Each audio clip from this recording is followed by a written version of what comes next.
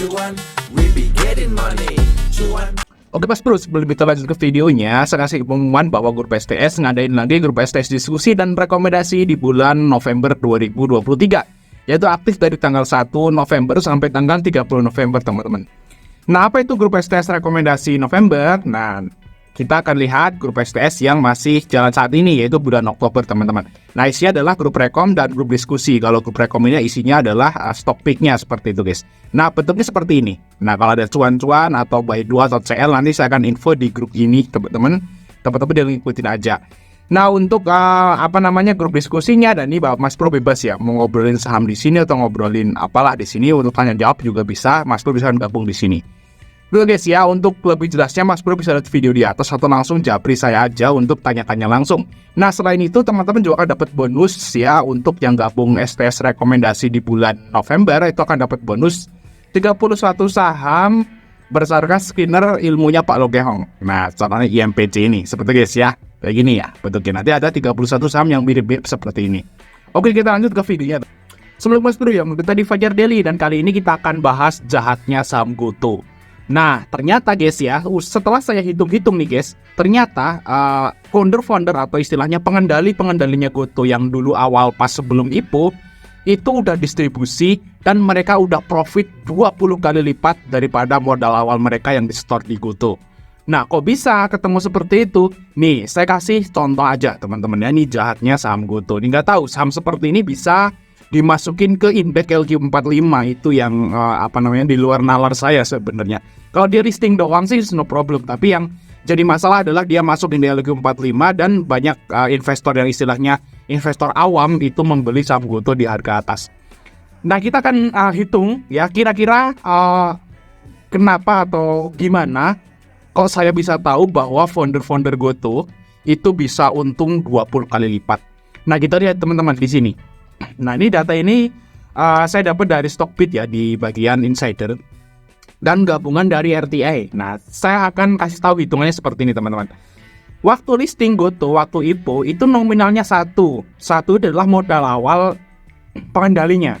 Nah, pengendali GoTo tuh kayak gini nih. Nah, di sini guys ya, itu dari misalnya nih Tobao, SGF, Subah, Singapura, William, Tanu, Bijaya, bla bla bla bla. Nah, ini adalah pemegang saham awal GoTo, dan publiknya ini juga dari awal juga udah banyak.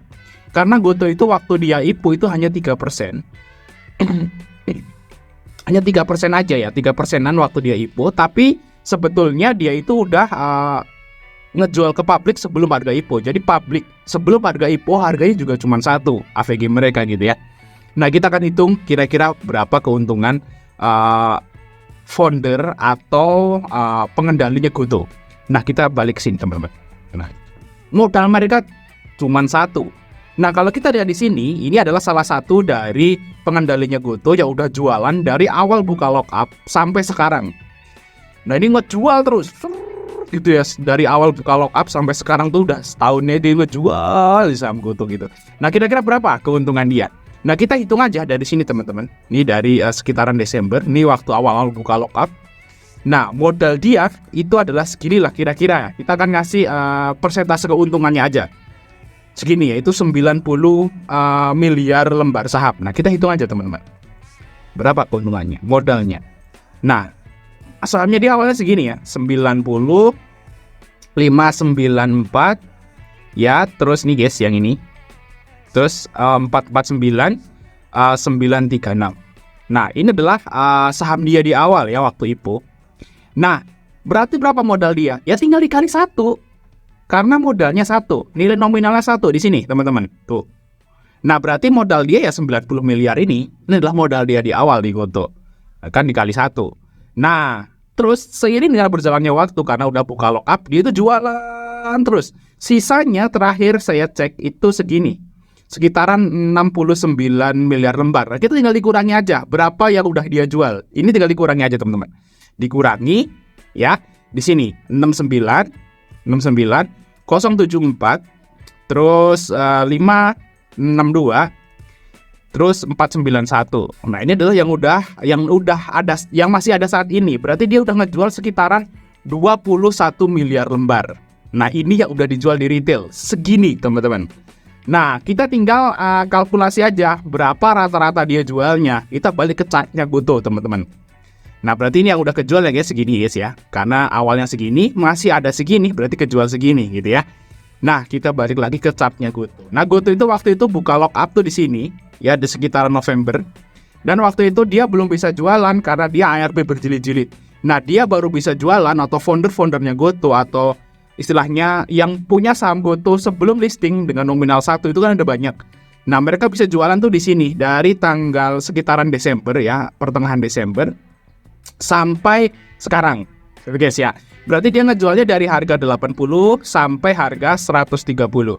Nah, karena Goto ini sempat jauh di atas ini ya, sempat di harga 131 gitu ya. Sini 120-an gitu ya. Retail-retail pada mau beli di sini. Nah, berarti kita anggap aja biar ngitungnya enak, para founder Goto ya, para pengendalinya Goto itu bisa jual sahamnya di harga 100 gitu ya. Nah, kita hitung guys. Dikali 100. Nah, berarti dengan ngejual 21 miliar lembar itu berarti mereka itu udah atau Goto ini guys ya. Apa nih yang pengendali apa nih? Goto Paper First Fund itu udah ngantongin duit 2,1 triliun. Nah, artinya modal awal dia cuma 90 miliar kan tadi kan? 90 miliar modal dia. Dia udah dapat duit 2 triliun. Artinya udah dapat 20 kali lipat. Berarti teman-teman, kalau teman-teman itu ngomong masalah bisnis, nah, bisnis, dia itu udah balik modal dan untung jumbo. Artinya apa? Artinya Boyo 69 miliar lembar ini bahasa ini gua itu dibuang gitu ya. Udah buang aja lah, nggak ada guna gitu. Dia masih untung. Dia udah nggak jual, dia udah nggak distribusi lagi ke retail tuh, dia udah untung loh. Luar biasa. Masih banyak barangnya loh. Kemudian teman-teman itu bilang gini, masih banyak barangnya foundernya, lihat aja tuh masih banyak tuh, masih 69 miliar lembar. Nah, itu sisanya doang, dia udah ngejual segitu aja udah dapat duit segini teman-teman. Tuh. Udah jauh di atas modal 90 miliar modalnya. Dia udah dapat 2,1 triliun. Bayangin aja teman-teman ya. Nah, ini baru satu, belum yang lain. Yang lain juga hampir rata kayak gini semestinya teman-teman. Jadi si foundernya Goto itu sebenarnya udah selesai distribusi, udah selesai istilahnya exit strategi. Mereka udah exit sebenarnya dari saham Goto. Pengendalinya Goto ya, atau founder-foundernya Goto itu sebenarnya mereka udah sukses dan berhasil exit di Goto. Walaupun mereka masih punya sahamnya sebenarnya di Goto, tapi mereka udah exit. Uang modal mereka udah balik dan udah jadi berkali-kali lipat cuannya di saham Goto. Nah, tinggal retailnya yang nangis di dalamnya gitu kan. Seperti itu teman-teman. Sebenarnya mereka udah untung banyak, 20 kali lipat. Bayangin, Boyo Goto ambrol kayak jeblok kayak kebakaran kayak remuk kayak amat, duit gue udah naik 20 kali lipat kan, seperti itu. Walaupun sebenarnya mereka masih punya barang di situ, tapi istilahnya udah tingkat untungnya lah, angus gak apa-apa kayak gitu guys. Nah, gimana teman-teman? Gimana perasaan teman-teman itu saat mungkin teman-teman punya AVG Goto di 300 di 200-an, gimana sakitnya teman-teman ya? Seperti ini ternyata hitungannya luar biasa. Ini baru kali ini teman-teman di bursa kayak gini. Makanya waktu itu saya sempat denger YouTube-nya Pak Teguh itu bener-bener dia ngelarang banget nih followernya dia buat beli Goto itu kayak gini ternyata hitungannya bener-bener. Tapi YouTuber yang satunya yang gendut pakai kacamata tuh mengagung-agungkan masa depan lah apa pada beli ya, akhirnya kasihan ya YouTube-nya yang followernya yang YouTube-nya yang orangnya gendut itu. Luar biasa. Kasihan banget guys. Ternyata mereka cuman buat retail itu cuman buat istilahnya exit strategi lah. Mereka ngeruk untung dari situ.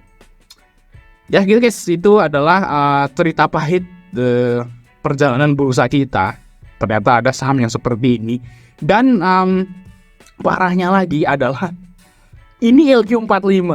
Itu parahnya guys. Kenapa bursa bisa seperti itu gitu ya? Saham yang niatnya emang niat buruk dari awal ke retail dimasukin indeks LQ45 itu nggak tahu ya, mungkin kong kali kong atau apa saya nggak tahu, itu saya juga nggak tahu gitu ya, saya cuma retail gitu ya. Tapi ini bener-bener kalau memang harusnya sih bursa nggak bodoh ya, harusnya dia tahu kalau tujuan Goto itu seperti ini gitu ya. Tapi kenapa masih dimasukin indeks LQ45 itu yang jadi pertanyaan besar bagi saya gitu ya sebagai investor retail. Oke, mungkin itu Mas Bro informasi dari kita. Jangan lupa untuk like dan subscribe. Sampai ketemu di video berikutnya.